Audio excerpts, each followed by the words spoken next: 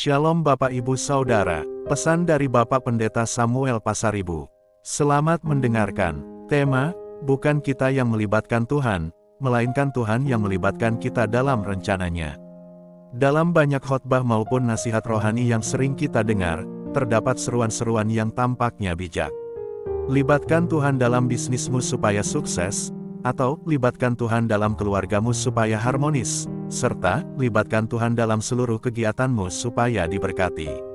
Sekilas, ungkapan-ungkapan ini terdengar baik dan penuh hikmat. Namun, jika kita cermati secara lebih mendalam, terdapat kekeliruan mendasar dalam cara pandang tersebut. Pernyataan-pernyataan semacam itu cenderung menempatkan manusia sebagai pusat kehidupan, sementara Tuhan diposisikan sebatas pelengkap atau pemberi restu atas rencana-rencana manusia. Seolah-olah hidup ini sepenuhnya berada dalam genggaman kita, dan kita hanya memanggil Tuhan ketika memerlukan campur tangannya untuk menyukseskan agenda pribadi kita. Padahal, kebenaran yang diajarkan oleh kitab suci justru berkebalikan. Pemazmur dengan tegas menyatakan, Tuhanlah yang mempunyai bumi serta segala isinya, dan dunia serta yang diam di dalamnya. Mazmur pasal 24 ayat 1. Segala sesuatu yang ada dalam kehidupan kita, bisnis, keluarga, kesehatan, pekerjaan, bahkan napas kehidupan kita yang terdalam, bukanlah milik kita. Semuanya berasal dari Tuhan dan merupakan anugerah-Nya. Kita hanyalah pengelola atau steward yang dipercayakan untuk mengelola apa yang telah menjadi milik-Nya. Hidup orang percaya bukanlah tentang bagaimana kita mengundang Tuhan masuk ke dalam rencana-rencana kita. Sebaliknya, kita dipanggil untuk menemukan peran kita dalam rencana Tuhan yang jauh lebih besar dan lebih mulia daripada ambisi pribadi kita. Sebagaimana dikatakan oleh Tuhan Yesus sendiri, bukan kamu yang memilih aku, tetapi akulah yang memilih kamu. Dan aku telah menetapkan kamu supaya kamu pergi dan menghasilkan buah. Yohanes pasal 15 ayat 16.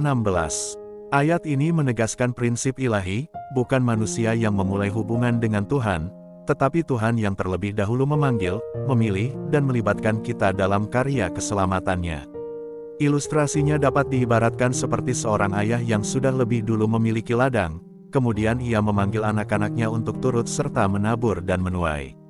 Anak-anak itu tidak mengundang sang ayah untuk berkebun bersama mereka, melainkan sang ayah yang terlebih dahulu mengajak mereka terlibat dalam pekerjaannya. Demikian juga halnya dengan kehidupan kita. Bukan kita yang memanggil Tuhan untuk memberkati usaha atau perjalanan hidup kita, melainkan Tuhan yang lebih dahulu memanggil kita untuk masuk dalam karyanya yang agung, melalui setiap aspek hidup yang kita jalani, baik dalam pekerjaan, keluarga, pelayanan, maupun relasi sosial kita. Jika kita tetap memelihara paradigma bahwa kita yang melibatkan Tuhan dalam kehidupan kita, secara tidak sadar kita telah mereduksi posisi Tuhan menjadi sekadar sarana untuk mencapai tujuan pribadi. Firman Tuhan mengingatkan dengan jelas, percayalah kepada Tuhan dengan segenap hatimu, dan janganlah bersandar kepada pengertianmu sendiri. Akuilah Dia dalam segala lakumu, maka Ia akan meluruskan jalanmu. Amsal pasal 3 ayat 5 dan 6. Ini bukan berarti kita tidak diperbolehkan merancang rencana atau visi hidup. Namun, kita diajak untuk menempatkan seluruh rencana tersebut dalam terang kehendak Tuhan, bukan sebaliknya, memaksa kehendak Tuhan agar sejalan dengan rencana kita. Paradigma yang benar adalah membalik cara pandang kita, bukan Tuhan, ikutlah aku, tetapi, Tuhan, tunjukkan kemana aku harus melangkah. Dengan kesadaran ini, fokus hidup kita pun berubah secara fundamental, dari sekadar mengejar keberhasilan menjadi mengejar kesetiaan, dari sekadar meminta berkat menjadi memohon agar dipakai sebagai saluran berkat bagi sesama. Doa kita pun akan semakin mencerminkan sikap tunduk kepada kehendak Tuhan, sebagaimana Yesus berdoa di Taman Getsemani, bukan kehendakku, melainkan kehendak-Mu yang jadi.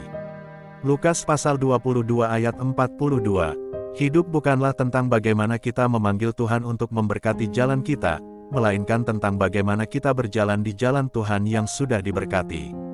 Karena itu, marilah kita perbaiki cara pandang kita, bukan kita yang melibatkan Tuhan dalam bisnis, keluarga, atau aktivitas kita, tetapi Tuhanlah yang terlebih dahulu melibatkan kita dalam rencananya yang kekal.